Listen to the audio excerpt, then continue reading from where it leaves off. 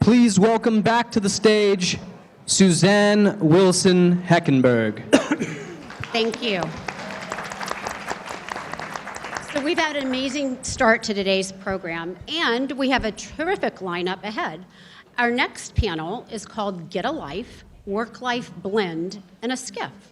Here to moderate our discussion this afternoon is the Honorable Ellen McCarthy, former Assistant Secretary of State for the Bureau of Intelligence and Research. In that capacity, Ellen led INR in its mission to harness intelligence to serve U.S. diplomacy through all-source analysis, intelligence policy and coordination, and analytic outreach, and was and still is passionate about the power of the INR workforce. To probably quote her, she might say something along the lines of small but mighty. Ellen has held numerous leadership roles, including COO of the National Geospatial Intelligence Agency. She also served as INSA president from 2008 to 2012 and had the great foresight to hire me. Currently, she is president of the Truth in Media Cooperative. And if you've not heard of the Truth in Media Cooperative, take a few moments after this panel to ask Ellen about it. Please join me in welcoming our moderator, Ellen McCarthy.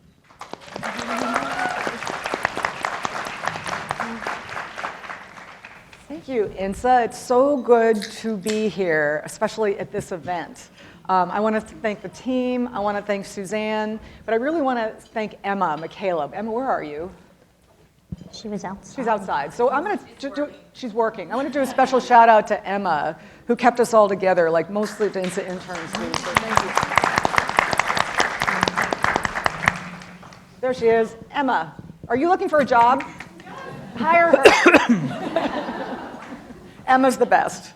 So I'll tell you that Suzanne and I think we were working out, Suzanne, when you said, what do you think of this topic? It was like months ago.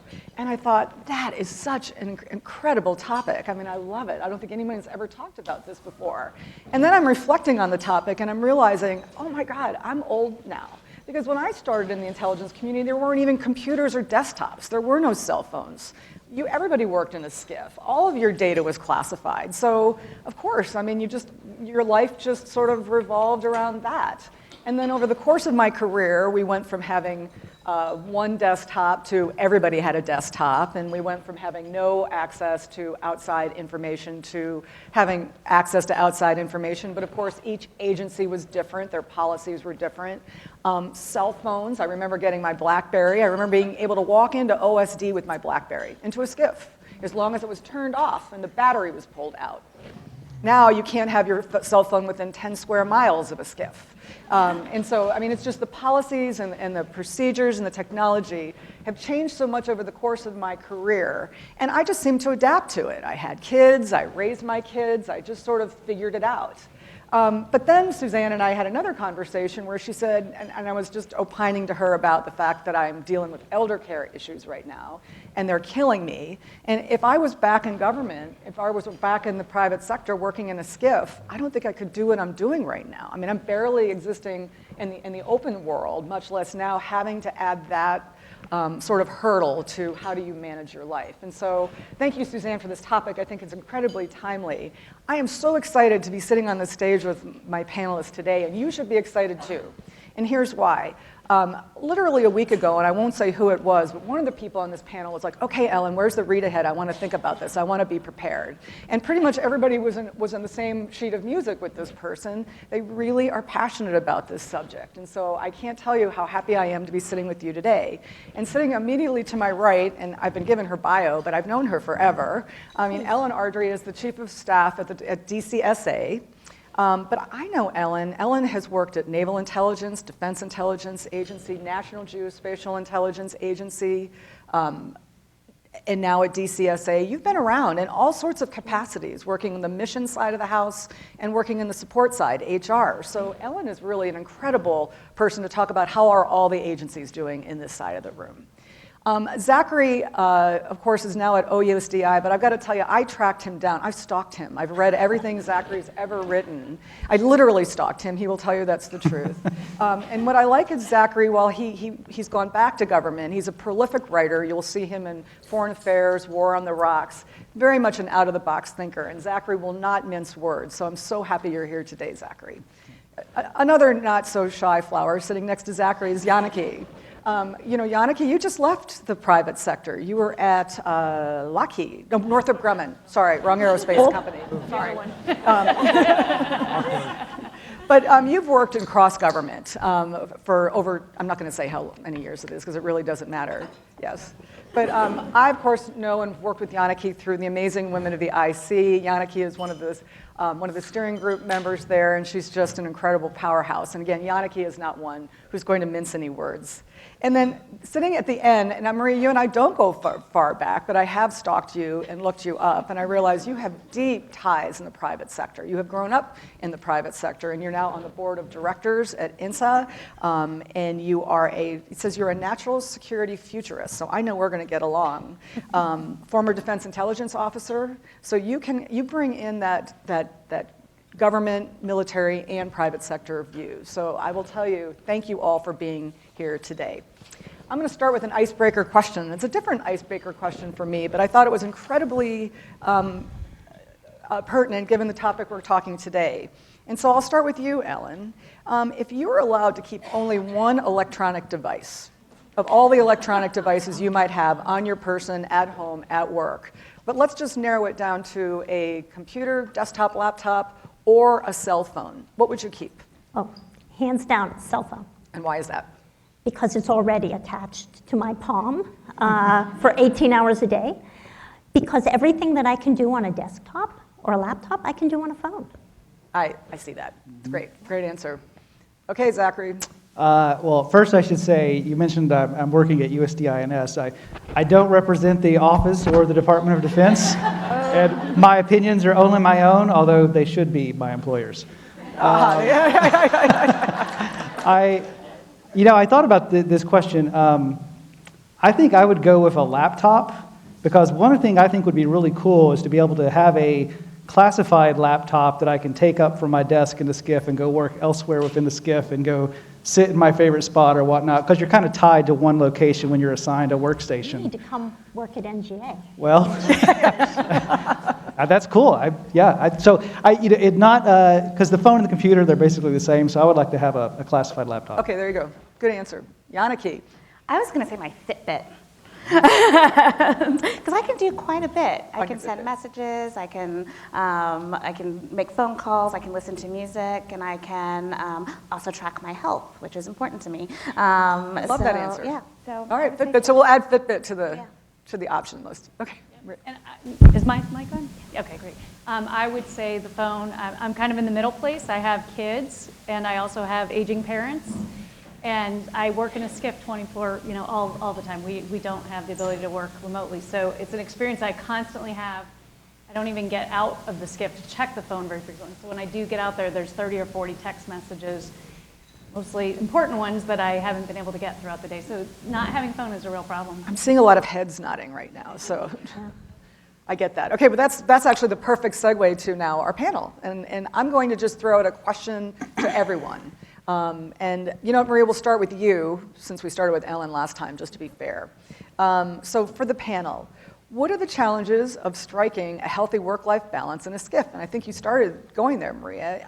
How do you manage the day-to-day tasks required of life, whether it be parenthood or elder care or your social life, when you can't access your text messages and personal email? What are the challenges, and are there any positives? Yeah, and I just want to say it's really humbling to be sitting here. I just have to reflect after 32 years in the industry. If you told me when I started that I'd be a vice president sitting on a stage in a room full of women talking about opportunities and challenges in the workplace, that's not something I could have even dreamed of, none of that. There was no women above me to aspire to be, and we didn't talk, as Director Haynes just said, we didn't talk about being women in the workplace. We were told not to. We were told to dress a certain way and fit in. So it's really kind of moving to be up here right now and experience this. So, really, kudos to INSA for taking this opportunity.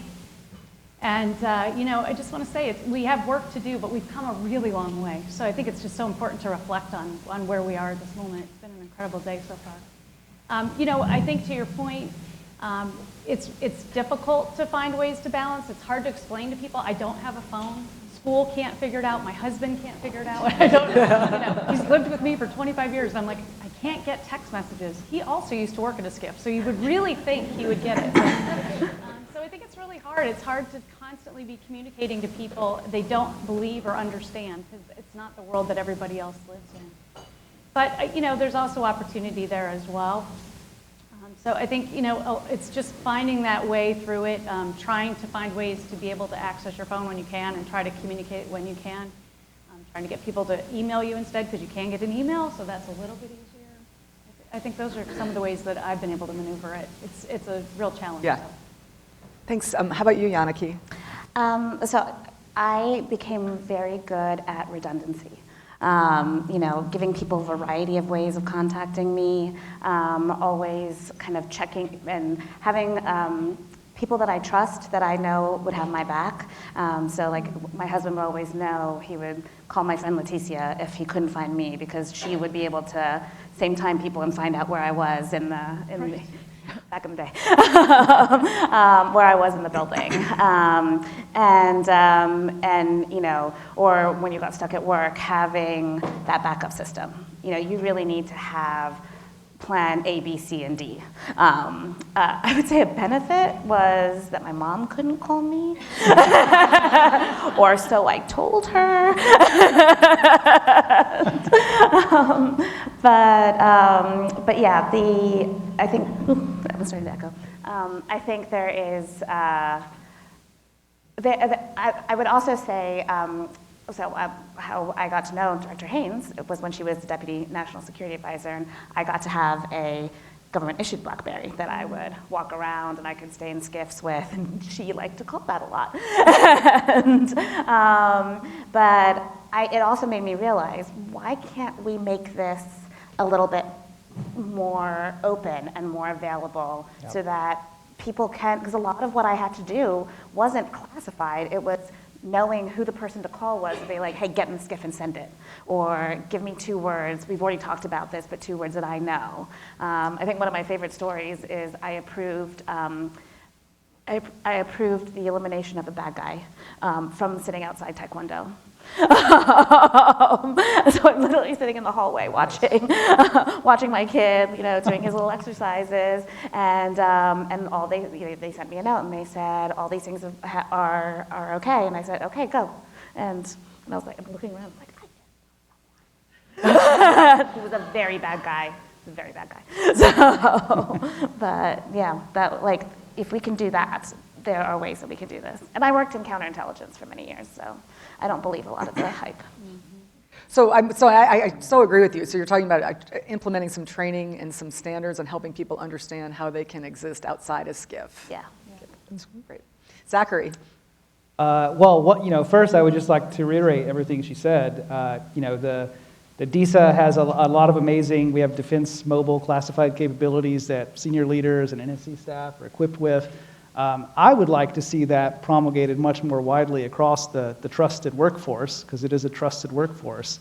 And I think the lessons we've learned through COVID, I may be jumping ahead a little bit, but we need to make work easier for IC staff, IC officers, and give them the ability to have this stuff that hitherto has been only available to the very senior leaders and senior executives for good reasons. But we have the capability, we have the trusted workforce as we go into continuous evaluation for the entire IC. I think that's a good solution to have.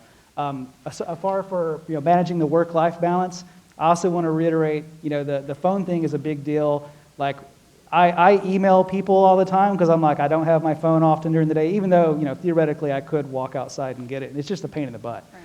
So people who contact me for like business or like for job interviews or something, I'm like, nope, you got to email me, CC my government email, my Gmail, so I make sure I get it. And then like even now, over the last year or two, people want to do job interviews via like Zoom or Skype or something. I'm like, that's not going to work for me. I'm at work all day. You're going to have to send me an email, and I can correspond with you this way. And a lot of people don't want to write emails and correspond back and forth. They just want to call you and talk to you, but that's not an option for a lot of people that work in SCIFs. And also, just to piggyback on the email thing, don't you find that email is almost going out of vogue now? People, we have moved from texting to, now I'm amazed at the business that transacts via text or Signal or, God forbid, WhatsApp. And so email is no longer a great mode of communication. So, Ellen. So I'm going to echo everything that my fellow panelists have said. Where was this panel 12 years ago when we were raising our kids, right? My caboose is now in high school, but I didn't, well, I have 4 children, and, but, to be honest with you, I counted on the village, and I was very fortunate. I had a husband who didn't, at one time, had worked in the SCIF, but wasn't at the time. And, my kids know, don't call mom. She'll be in a meeting, or you can't get hold of her, call dad. And so my husband has become the go-to for my children. Even today, which is a little sad, but we're working on that. But the benefit, and this is very selfish, I will admit, the benefit of working in the SCIF is that I could be all in at work and know that my husband and others were taking care. It was a benefit. I'm not saying it was better, but I just knew that somebody else had to step up. But I think what I'm learning today is that the way that the schools interact virtually, the way that doctors with telemedicine and things like that, I don't think I could have worked that way in today's. I couldn't work the same way today. I am 100% with you. We have got to find a way to be more accepting of risk and mitigate the risk, because it's not going away. I so agree. For my opening, I was just sitting here reflecting on my time in, but I think it was easier then because it was a little change over time and you could acclimate, but it's not like that anymore. Now change is happening at such a revolutionary In 2 years, look at where we were, just even 6 months into COVID, right? The way we work has fundamentally changed. Well, thank you. Okay, next question for the panel, and then I'm going to turn to some of you individually. And Jannicke, we'll start with you this time. Okay. Have you found that working entirely in a classified setting produces any sort of isolation or psychological stressors? Can you vent to your workers or your partner if your work is classified or compartmented? And I think we know that answer from you. But do you think it's, and also given that you've been in the government and the private sector, do you think it's different in one or the other? So I have always been able to vent more about personalities than substance, right? It's not about the difficulty of the analysis that I was conducting. So for those who don't know me, I spent 18 years at CIA before going to Northrop, and was primarily in the DA. And it was more about this kid on my team whines at me all the time, or, my boss said something that I did really well on something, or, so those were the kinds of interactions that I could have with my husband. And to piggyback off of Ellen, when she said, the kids always go to dad, I did not have that luxury. I was in a SCIF, dad works from home, they still call me. And so for all the women out here, I highly recommend choose your partner wisely. And because a partner is supposed to be there to encourage and support and help.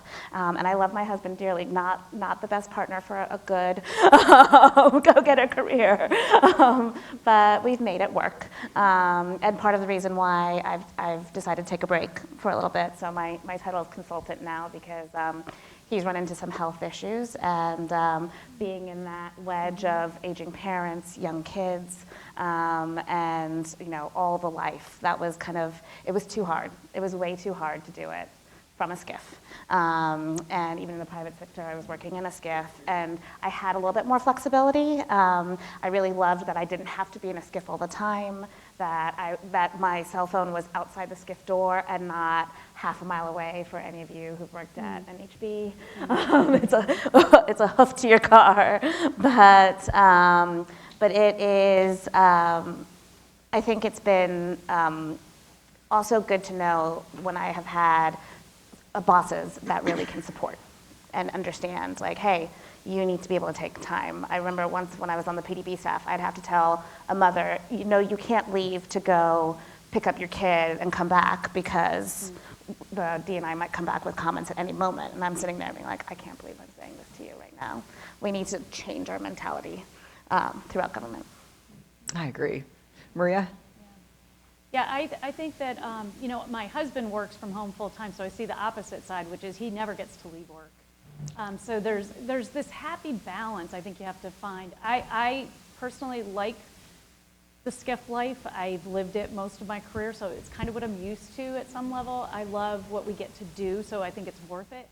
But I also see that, you know, you do get to leave it behind. You do get to close the door and lock the safe and go home, and you don't have to bring it home with you, and that's kind of a good thing. I like to really balance. Like I said, I'm a mom, and I want to be very intentional where I am. So when I'm at work, I want to be at work. And frankly, my husband answers the phone, so you know he handles that kind of the things, the emergencies.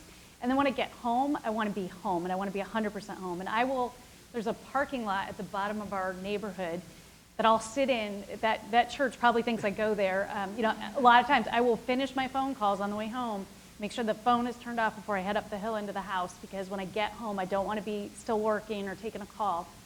So for me, it's the way I achieve some of the balance is being very black and white about where I'm doing. That's great. That's great advice. Thanks. Zachary? I think I forgot the original question. What I'm doing is I'm packing like 5 questions in one question. I don't know if you've noticed But I that. have thoughts on. So you can just answer part of it. So I was going to, you know, to your point about leaving the work at home in the skiff. I mean, that's true to an extent, but I think for a lot of, especially for analysts, you know, you're always thinking about your problem set. There is no. We say we leave the work at home, but you know, you're laying in bed at night thinking about your problem set. And I think a lot of the key insights come in those kind of moments of downtime, or if you're doing a run or a walk or something. You can't write it down, but you know, you can come to those realizations and come back to work the next morning. Right, reminder words. Or you know, Right. make And then you yourself try a to note. remember the next day, what was that? Yeah, that's just what came to my mind. It's like, you know, we say we leave work at home or work at work, but you know, for a lot of, especially not just analysts, but you know, IC officers are dedicated and in fact obsessive about their missions, and I'm sure they're thinking about it at all hours of the day. So it can't just be me. Ellen, I'll help you out a little bit. The question was stressors, issues related to having to work in a skiff. Yeah. So that's the other thing. I think that, you know, it depends a lot on your teammates and your leadership.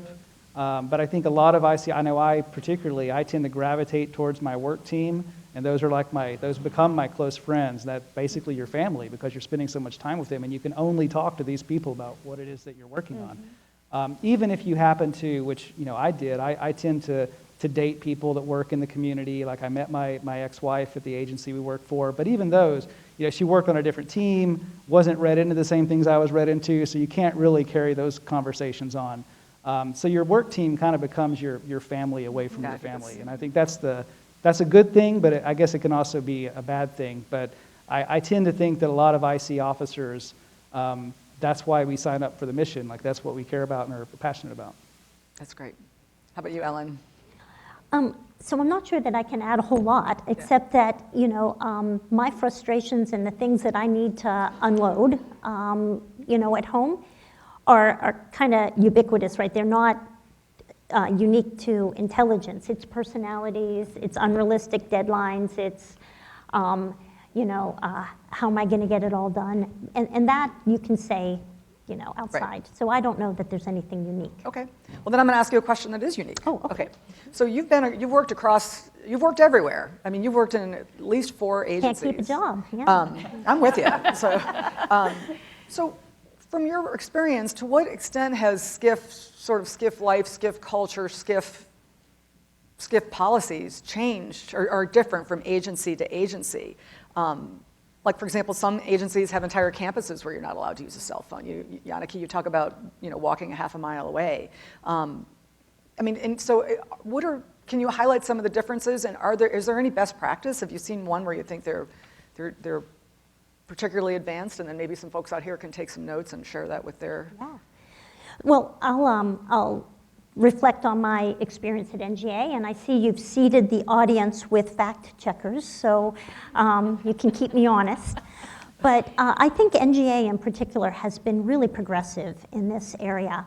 And although not for the purposes for which we're sitting on the stage, right? Not for accessibility or for equitable life balance, but rather the mission for NGA is demanding it, because I think some of our visionary leaders, many are in the audience today, recognized that the traditional way of thinking about life in a SCIF and that everything has to be classified was not where our commercial partners and not where our customers were.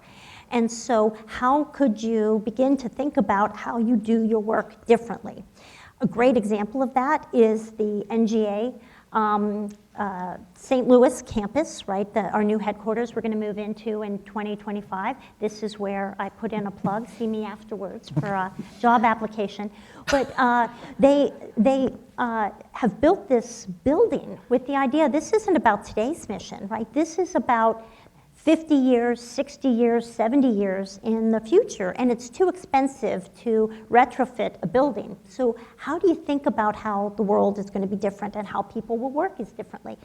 And so the whole building is a SCIF, but within the building, the walls will move, and you can adjust how much SCIF space, how much collateral, how much on class, and employees will have devices not tied to a desk that as you move around the building, register and recognize what area you're in, and they prevent you from accessing classified information when you're in a non-class area.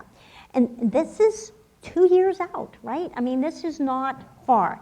And this was a community effort, right? The IC Wireless Steering Committee has been all in the middle of this and very helpful. But to be honest with you, while novel, NGA has been doing this kind of thing for a while, as recently as, or as far back as, I think 2014, then Director Cardillo started this philosophy of succeed in the open, recognizing that the mission was already driving us there. And I think we were the first in the community to permit Fitbits. We have a deaf and hard of hearing community that has face phones on their desk that connect to the outside. Now, after the pandemic, maybe that isn't as novel, but in a SCIF so that they're able to communicate with their doctor, with their home, via a camera because of the sign language component of it. There's not it doesn't take too much imagination to recognize that these kinds of capabilities could, in fact, whether in a pod within a SCIF, be available to any employee that needs to talk to a teacher or do a telemedicine appointment. So I think those were great.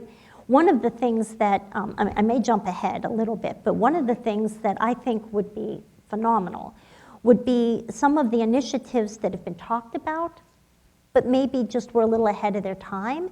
And if the community could come together on things like IC facilities in the suburbs, right? The or the hoteling concept.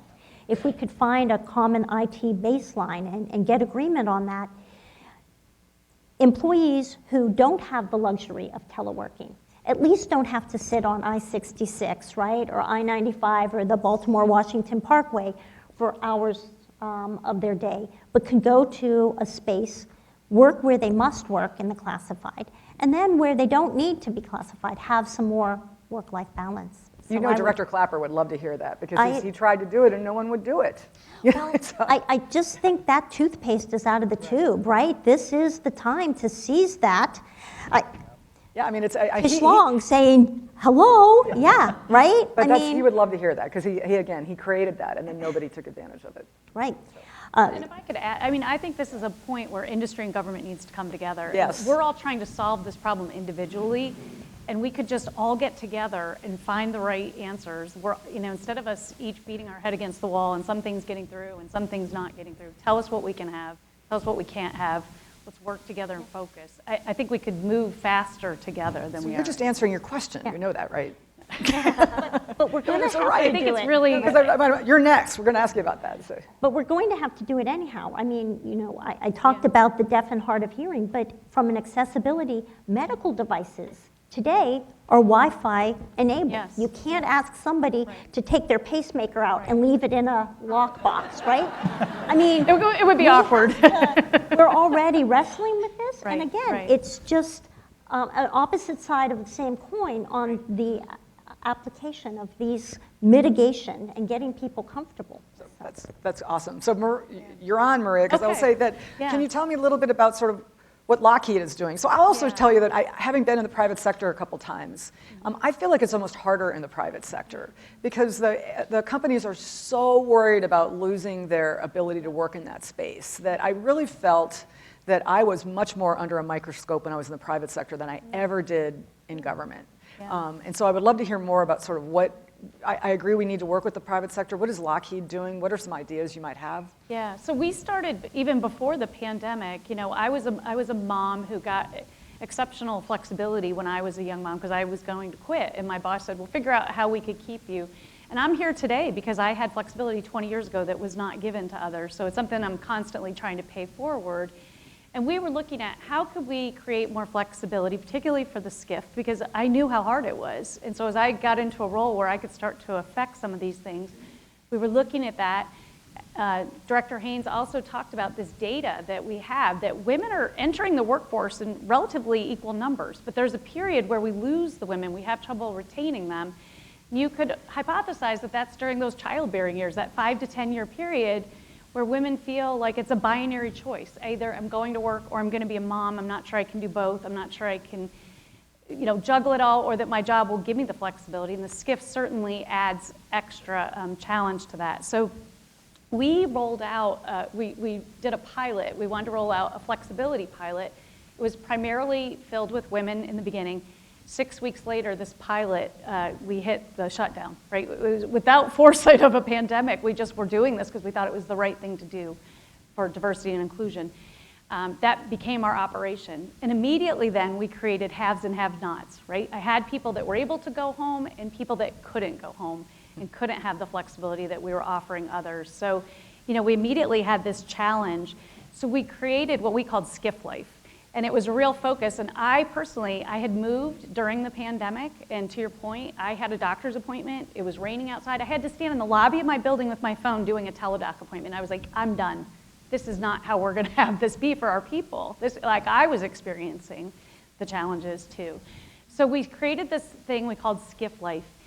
And SCIF Life really is about how do we make the SCIF the workplace of the future for the workforce of the future. I love the things that you just said about thinking about the future, not just reacting to, oh, I want this today, but what do we need for the workforce that's coming in that is digitally born, right, digitally enabled all the time, and we're telling them leave their devices. And we can get them into the SCIF by selling mission, right? We all, and I guarantee you, all of you are here because you're committed to the mission. Your companies or your organizations have chosen you to be at this event today because of your commitment to the mission. So we get it. And we can tell people, I love to use the Hamilton in the room where it happens, right? He wants to be in the room where things are being defined and decisions are being made.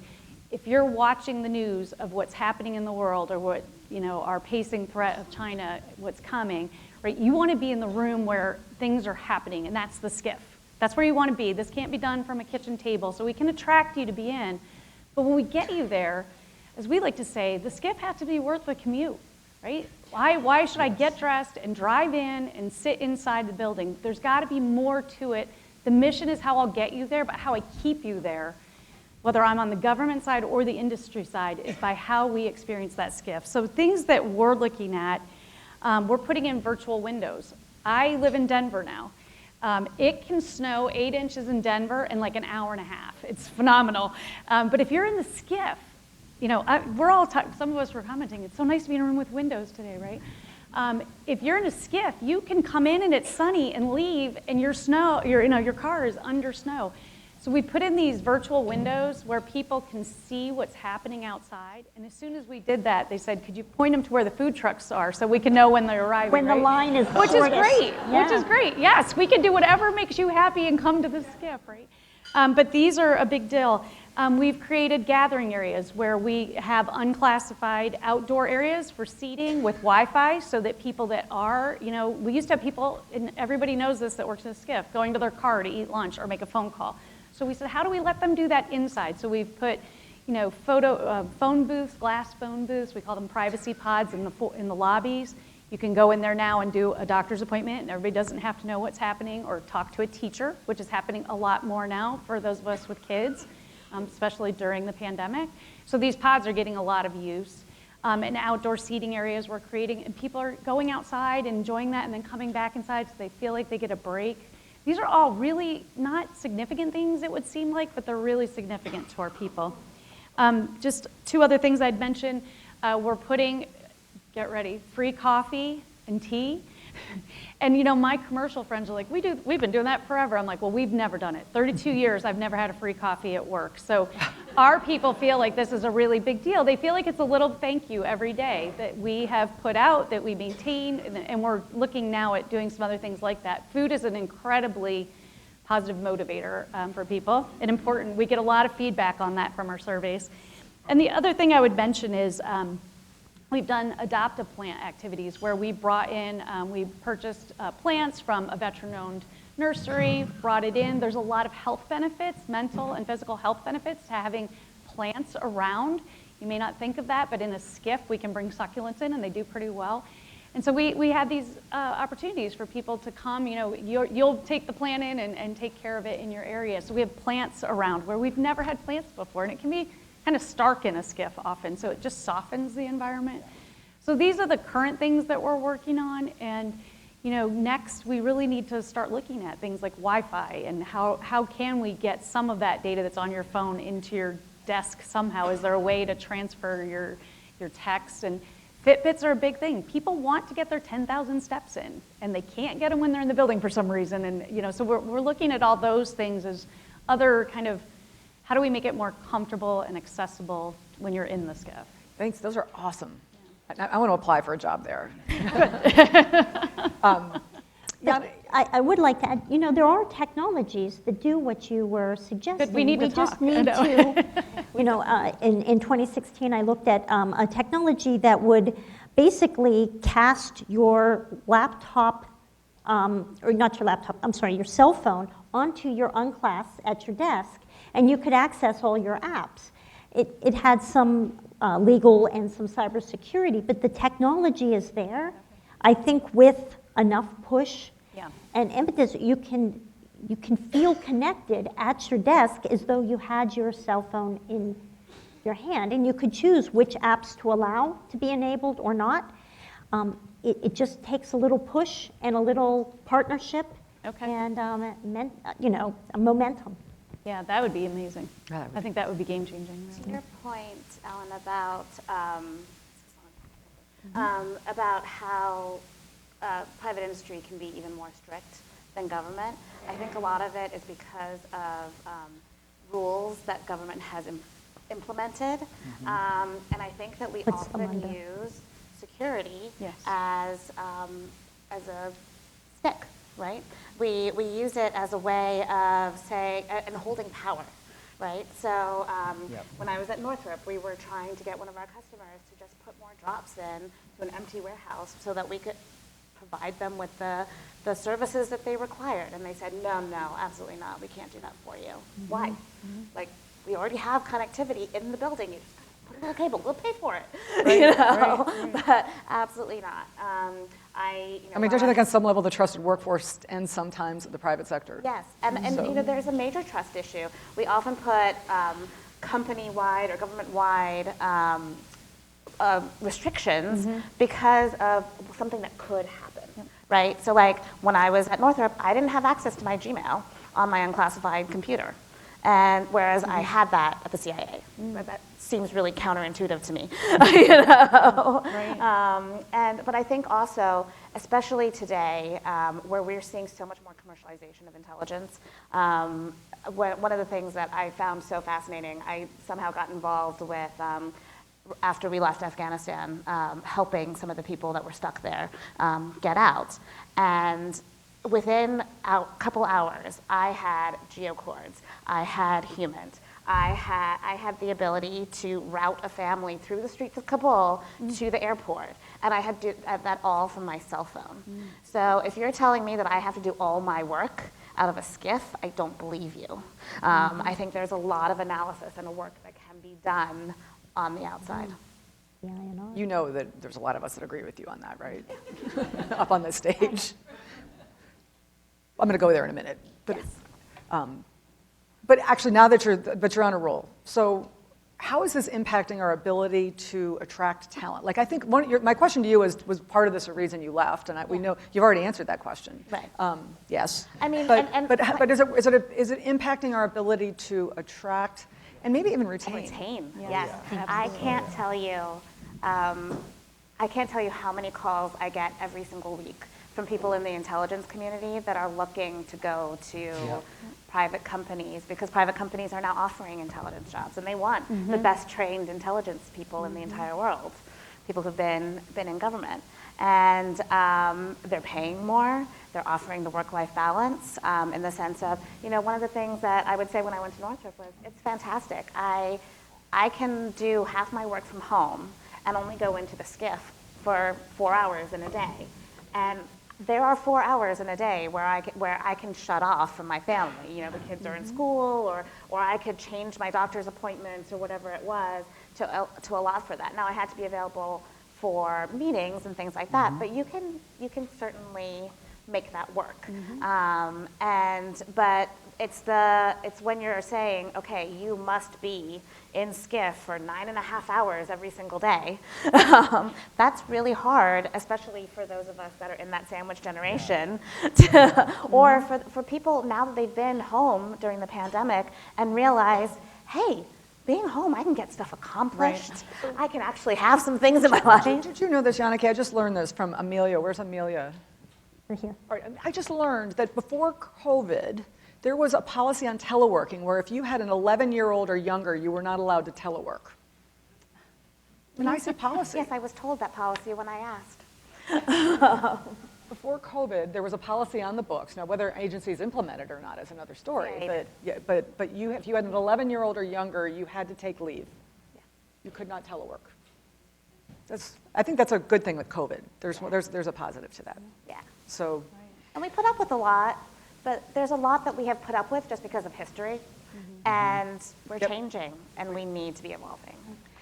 Okay. And yeah. I'd like please. to add, so the retention, the recruitment component of this, yes, we need to be more flexible, but we realize we're in competition with commercial sector that can offer remote work or work from anywhere, right? And so that's even greater flexibility. If we can't find a way to be a little more flexible, we are just not even in the competitive market. Yeah, and just to chime in, I'm so happy to hear what NGA is doing. NGA has truly been a leader in this space, building world-class facilities like their headquarters down the road and the one that they're building out in St. Louis.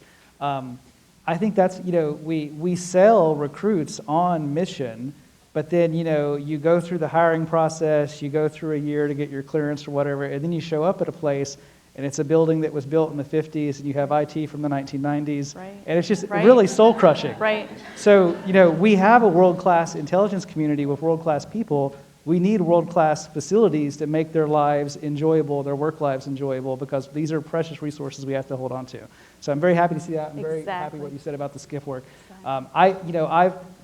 I've usually been pretty lucky where I've worked in skiffs where I had access to, all the systems, so I could do Gmail and things like that. But I just recently started working in a skiff where we have windows, and it's such a game changer. Just having that sunlight come in, it's like, because typically, like the first skiff that I worked in when I was in the Army was literally a closet, like in a concrete box. Yeah. You would do the dial and go inside and be locked in the closet for like 8 hours. So it's just and I don't think the kind of people we want to recruit and retain today, they're not going to put up with that. I mean, they want to have world-class facilities, and that's such a good thing to see. I got to also add, IT. having worked in the ODNI front office and at the White House, our most senior policymakers and our most senior leaders of the intelligence community are the worst about security, right? Like, I really did, no offense, Ellen. I wasn't a policymaker, but believe me, I was definitely a victim of Yeah. seeing that happen all the But time, where that's- people are carrying folders in and saying, what do I do with this? And you're looking at it like, you're not even clear for that. Why are you holding it in a folder? Yeah, I mean, I have horror stories of things that I've seen, and but we penalize the GS9, you know, and we don't hold anybody to accountability. So I'm going to jump ahead, Zachary, in my questions, and then we're going to have a couple audience questions, and we'll be out of here at about 11 or 12 o'clock tonight, so I hope you're okay. But, I mean, I just feel like we've got to jump ahead to, I mean, we've been talking about tools and resources that we can do to make it easier for our workforce. But I kind of feel like we're talking about putting lipstick on a pig. And the reality is the pig here is, and it's a little bit to the policymaker who is horrible about policy, about security, but who needs the intelligence. And so we're talking about building more SCIFs, providing more tools, making it easy for the workforce, which in some way concerns me because then we're just boxing ourselves off from those who need the information. Okay, I saw it at State. You know, if you're not in the room, Hamilton, if you're not in the room where it happens, then you're not having an impact. You're not integrating with people who need your amazing insights. And this gets to OSINT. And this is why I'm going to use Zachary to start on this point, because you've written so much about this. So a couple things. So we all know, I think everybody in this room agrees that OSINT has amazing value and that it brings amazing capability, that it can potentially even, it can actually answer questions that are currently being answered with classified information, that it's easier to work with, hypothetically speaking. The private sector is getting really good at it. The private sector is even answering questions and doing things that were completely impossible to think about 20 years ago, but that's where they are today. So Zachary, do you think that the IC is actually leveraging, and I already know what you're going to say, but I can't wait to hear you say it, is the private sector, is the government actually leveraging OSINT? Do you have examples of agencies or examples where OSINT is being leveraged in a way that's actually making it easier for its employees? And have you noticed a change in SCIF culture as a result? Well, you know, a great question. I do care about this topic passionately. Of course, you know, I only work where I work. I only see what I see. I can't speak for the IC's big place. But, you know, I don't think we use it to the extent that we could, of course. I don't think anyone would disagree with that. We probably do need to integrate it better into the products we create. There's such a wealth of information out there that, you know, but also let me back up. I think we have to distinguish between OSINT, which in DoD terms, and I think in ODNI terms, is a finished sort of intelligence product, and we distinguish between publicly available information and commercially available information as sources of data, and then analysts will work to create that into an OSINT sort of product, or integrate OSINT into a finished analytic product. So I think OSINT has a lot of value into these finished all-source analytic products that we do. I mean, typically the story always goes, in the past it used to be, you know, 90% secrets and then 10% OSINT sprinkled on top to give some context for an analytic product. I think you can easily reverse that today and use the bulk of OSINT information and then confirm and provide context with classified sources. We have to get a lot better at that. Some agencies are already doing that. But I think it's a culture thing, to your point. It's a generational thing. And it's just going to take time to re-educate people and bring in new people who are comfortable. But isn't it doing also that. a workforce thing? It is a workforce, yeah. And then the other point I would say is, and I don't know if my panelists will agree with me here, but I don't think the need to embrace OSINT more wholly necessarily equates to more telework and more work outside the SCIF. For me, shifting to OSINT is about providing more easy access to clients and customers and giving them things they can read that's more easily available and accessible. It's not necessarily about, well, that also gives an excuse to go into more telework. I mean, we should do that too, but that's not the reason for it. How do y'all feel about that? No, I would agree with that. Okay. I mean, I think as you said, it can benefit the people that are looking for that mixture and that balance, but you're right, it should not be the driver because it should be incorporated. And from a former life, I was involved in insider threat. And part of that portfolio is unauthorized disclosure. And very often, we would be asked to investigate something that somebody was so sure had been classified information available in the open press. And when we actually looked at it, it was out there, right? I mean, it really wasn't classified. It was pretty widely known. There hadn't been a compromise. And so I just wonder how much that we call classified really isn't, right? Or, I mean, there are a lot of like different programs out there that I've been sworn to secrecy, had to swear my youngest child to, and I'm like, yeah, I kind of assumed the U.S. government did that. Like, you know, like why is this such a secret? Okay, so I'm going to turn to audience questions because we got such fabulous questions here. And the first one, if we all acknowledge it's important to change skip culture, then what is the barrier? It's cultural. I mean, you know, we talked earlier, and again, I don't have a comprehensive view of the entire IC, but in my I've been in the IC for 20-something odd years now. I'm 42. It's that GS 15 to SES level where we have a lot of blockers and sort of gatekeepers. And over the last 20 years during the GWAT, we've had kind of a growth at that end of the spectrum. And now we're hiring a lot of GS 8s and 9s and 10s, and those people aren't able to move up into positions because a lot of folks haven't retired yet or they're not moving on. So there's kind of a clog at the top, which is preventing some generational change that would otherwise take place. I'm gone. No, yeah, you're going, yeah. Well, we wish you were still here.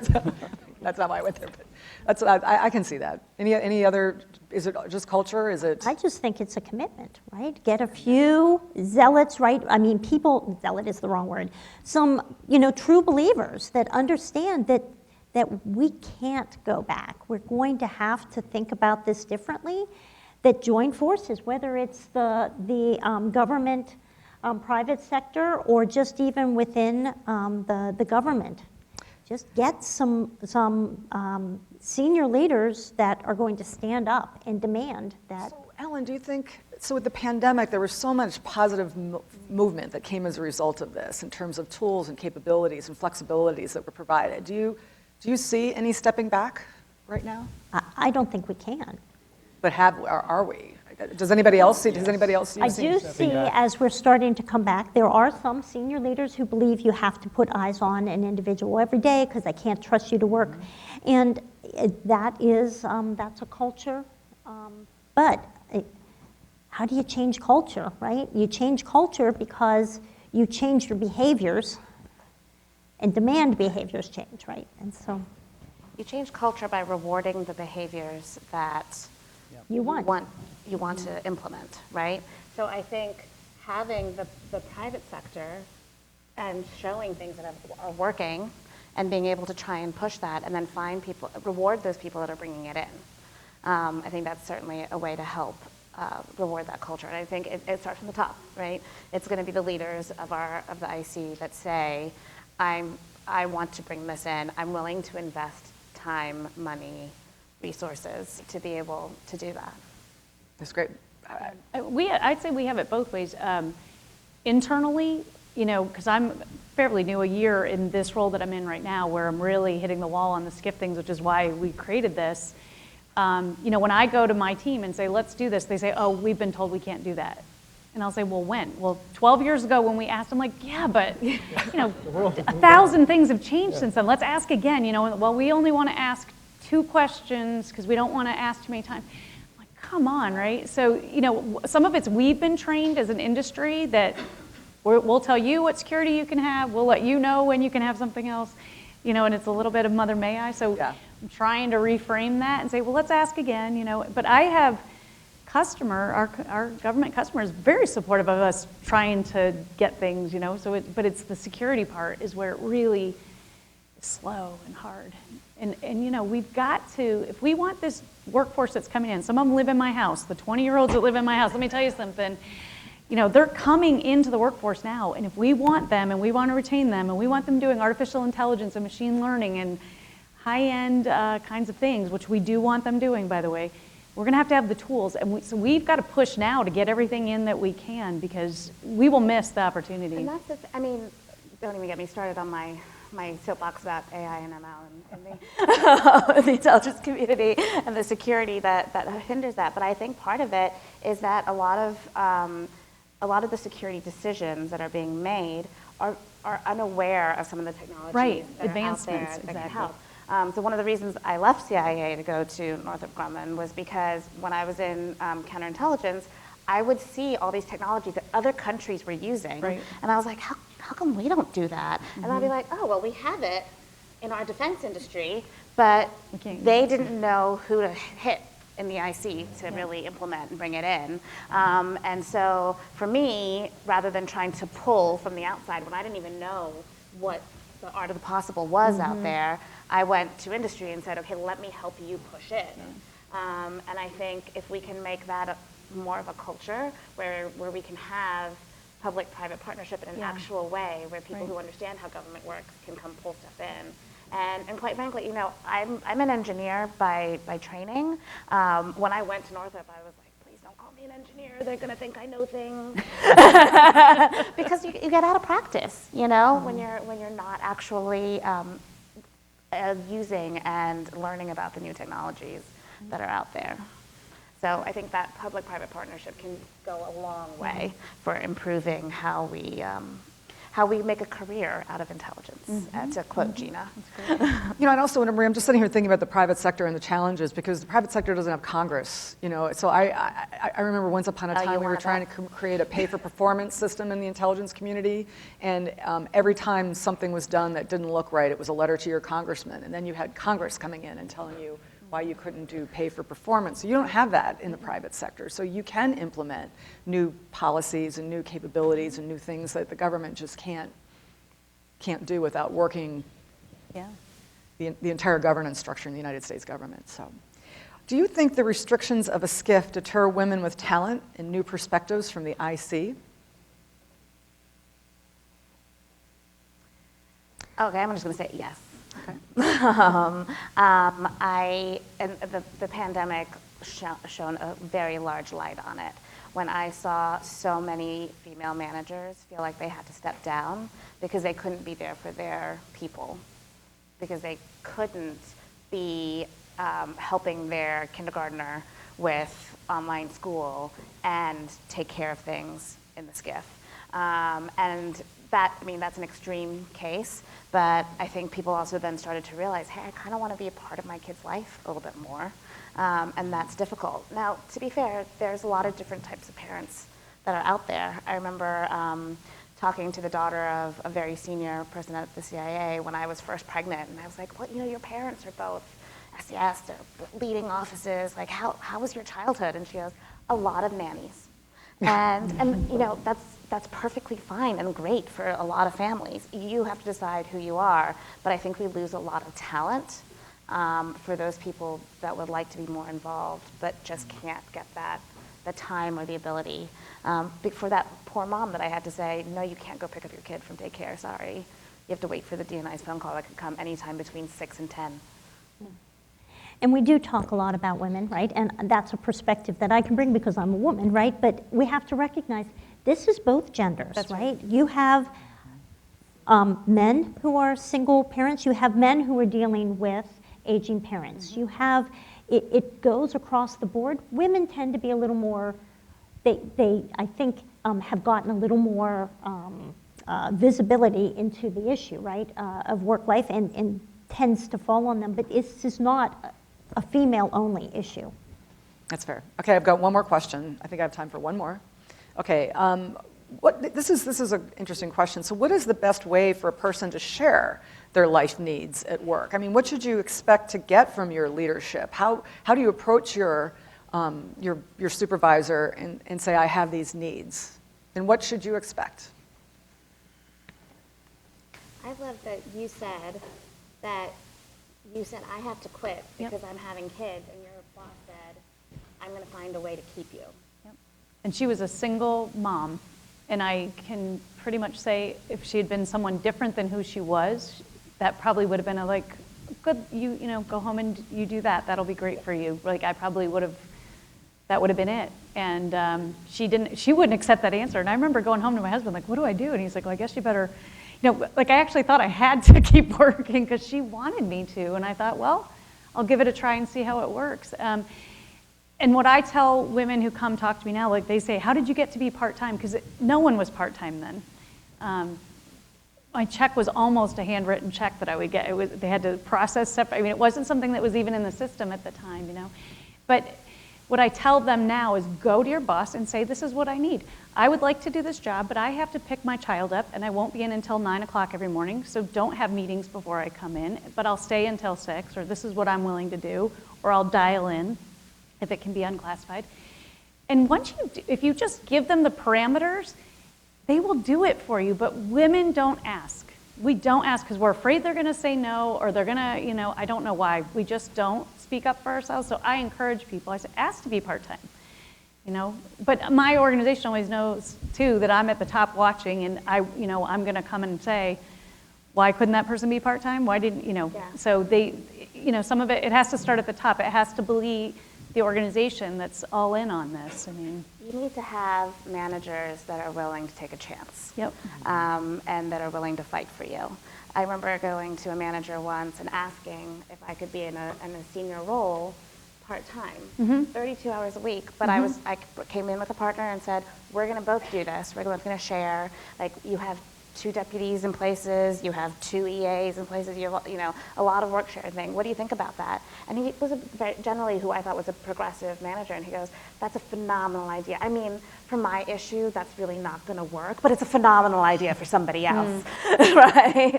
And so then, you just keep going down the line trying to find those people that are willing to fight for you. Yeah. I remember I had a gentleman on one of my teams who wanted to take the full 6 weeks of paternity leave, and all my male bosses said, men don't take paternity leave. And I was like, well, this one wants to. So I pulled out the HR reg and I had it for them, and I said, we're gonna make this work. And then after that, all the men started taking paternity leave, and we're able to have that help. But it just takes that manager to say, like, is that rule really necessary, or how can I work around that? And so I challenge everybody, as you rise in the ranks, make sure you're that voice for other people. But I would also say, do you think that the experience that we've had during the pandemic that proves how you can do things successfully, for them to just categorically, when asked, could I do this, say, oh, that wouldn't work. Well, for 2 years, it's worked just fine. And my, appraisal has been outstanding, right? I mean, how could this not continue to work? Yeah. What has changed? And I just think it will be more difficult for them to just out of hand. Again, we've got to think differently. We cannot go back. It's the silver lining of the pandemic is we really have moved forward 10 years, probably in 2.5, because things that are now available to women and men, we would have kept trying for, and now they just automatically happened. And I think that's really... Just ask. Okay, so I've got one important announcement. America, congratulations on, at 1:30 this afternoon, getting your GS-14.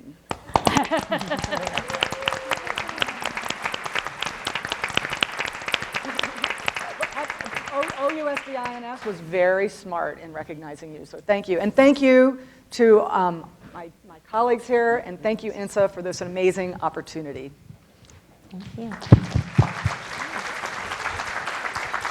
So I just want to say thank you to Ellen and our panelists. I turned to my colleagues and I'm like, maybe we should put together a working group on this. And then Tish just turned to Larry and said, what about a white paper? So a lot of good things have come from this conversation.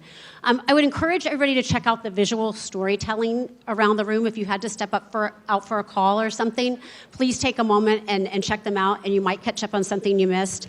Every time someone makes a donation to the scholarship fund, my phone dings. It's my Venmo, so I'm watching you all. And I also wanted to mention Exeger is hosting the refreshment break right now. So please go enjoy a refreshment and meet us back here at 2:30. Thank you.